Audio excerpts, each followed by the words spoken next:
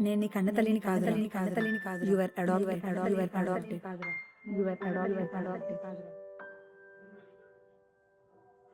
Your adapted.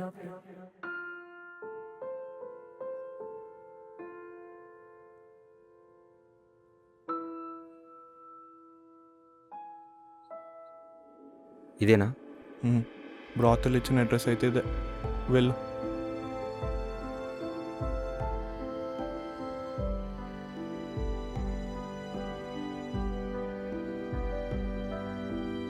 నీ కన్న తల్లి ఒక వేశ్య. Sorry to say this, but you're literally son of a bitch.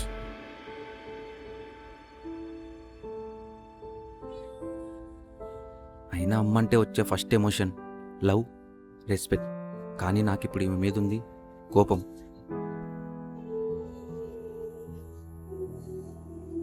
ఆమె నన్ను కొడుకుగా వద్దనుకోవడం కాదు, నేనే ఆమెని తల్లిగా ఒప్పుకోవట్లేదు.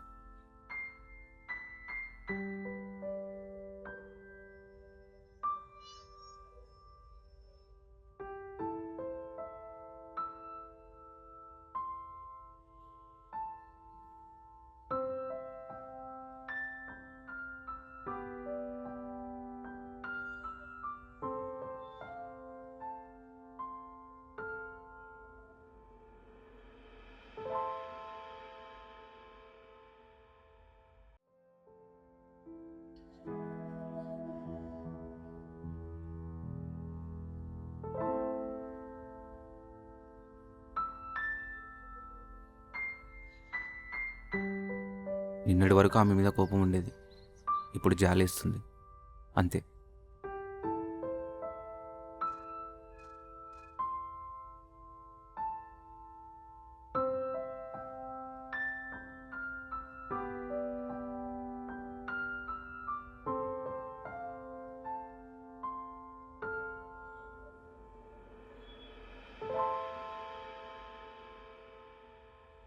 ఎందుకే ఆమె నీకేమవుతుంది? మా అమ్మ.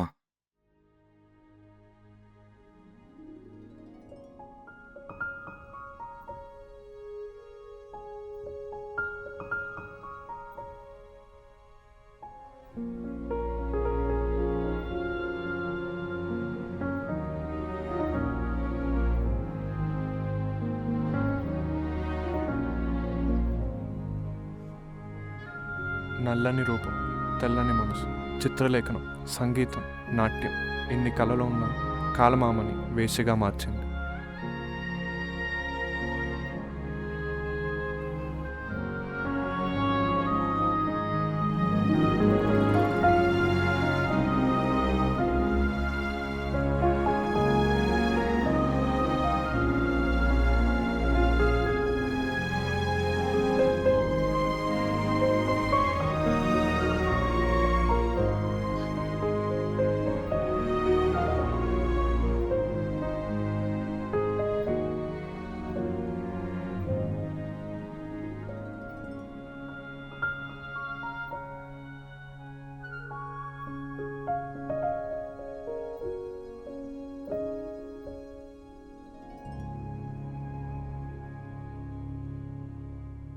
మ్యామ్, మీతో కొంచెం మాట్లాడొచ్చా?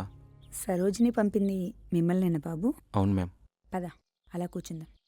నేను మీలాంటి వాళ్ళ లైఫ్ గురించి రీసెర్చ్ చేస్తున్నాను, అందుకే మీ గురించి తెలుసుకోవడానికి వచ్చాను.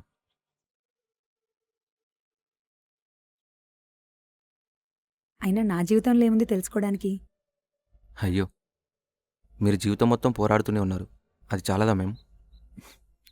సరే చెప్పు, ఏం తెలుసుకుంటావు నా గురించి?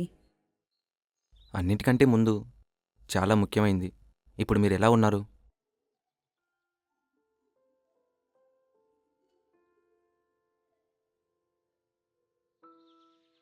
మ్యామ్, ఆ,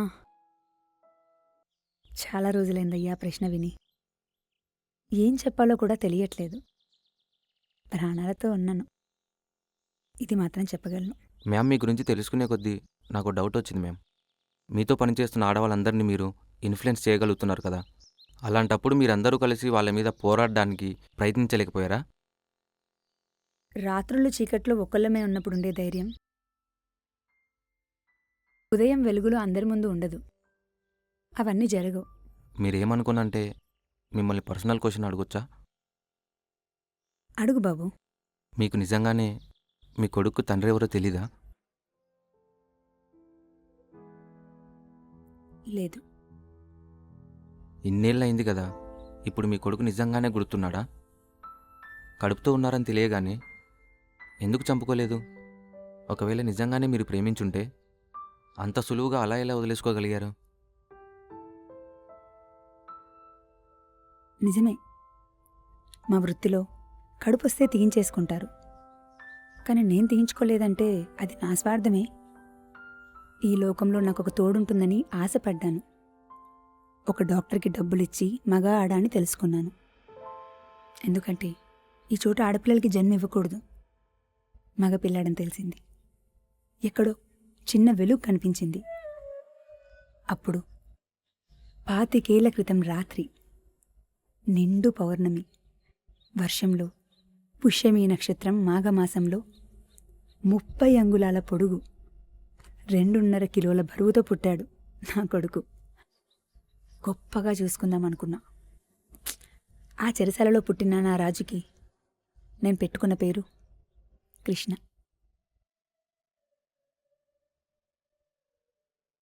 ఎంతో ప్రేమించిన వాణ్ణి ఎలా వదులుకోగలిగానంటే విధి. వదులుకోవాల్సి వచ్చింది. అయినా కూడా ప్రతిరోజు సాయంత్రం వాణ్ణి దత్తత తీసుకున్న వాళ్ళు ఎలా చూస్తున్నారు అని చూసి వచ్చేదాన్ని. కానీ ఒకరోజు హఠాత్తుగా ఆ తండ్రి నా ముందుకొచ్చాడు. అప్పుడు అర్థమైంది, నేను వాడి జీవితంలో ఏ చిన్న భాగం కూడా ఉండడం వాడికి మంచిది కాదని. అప్పుడు ఆ ఊరు వదిలొచ్చేశాను.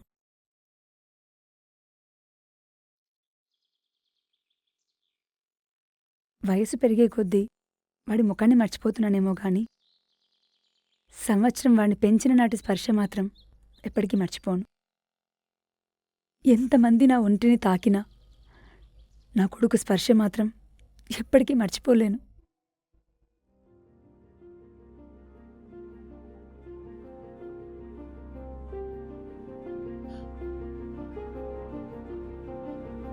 పదండి మేడం, మిమ్మల్ని విడిపించడానికి కావాల్సినంత డబ్బు వాళ్ళు కట్టేశాను. నాతో వచ్చేసేయండి, తీసుకెళ్ళిపోతా.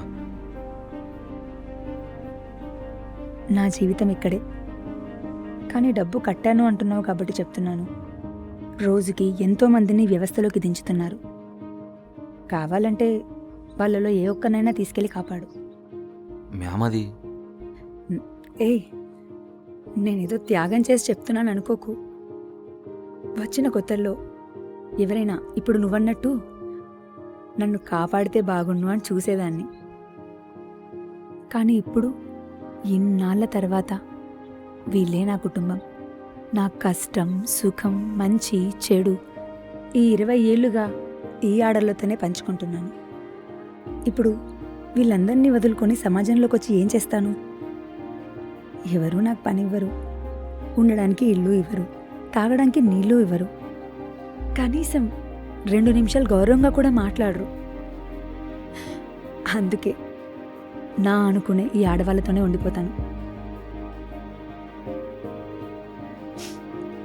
పదబాబు, లేట్ అవుతుంది, వెళ్దాం.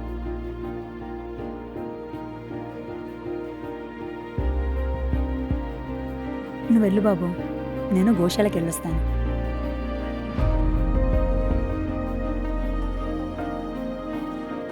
మ్యామ్, ఇంతకీ మీ కొడుకెవరో మీకు తెలిస్తే నిజం చెప్తారా? తన తల్లి లాంటిదని తెలిసినా అంగీకరించే సంస్కారం తనకు ఉండొచ్చేమో, కానీ చెప్పే ధైర్యం నాకు లేదు.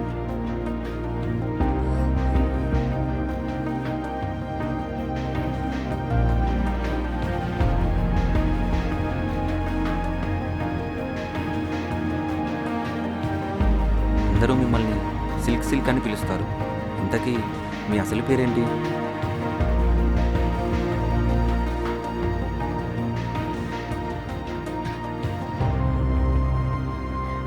నా పేరా? విధి వ్యంగ్యంగా పెట్టినట్టుంది, స్వేచ్ఛ.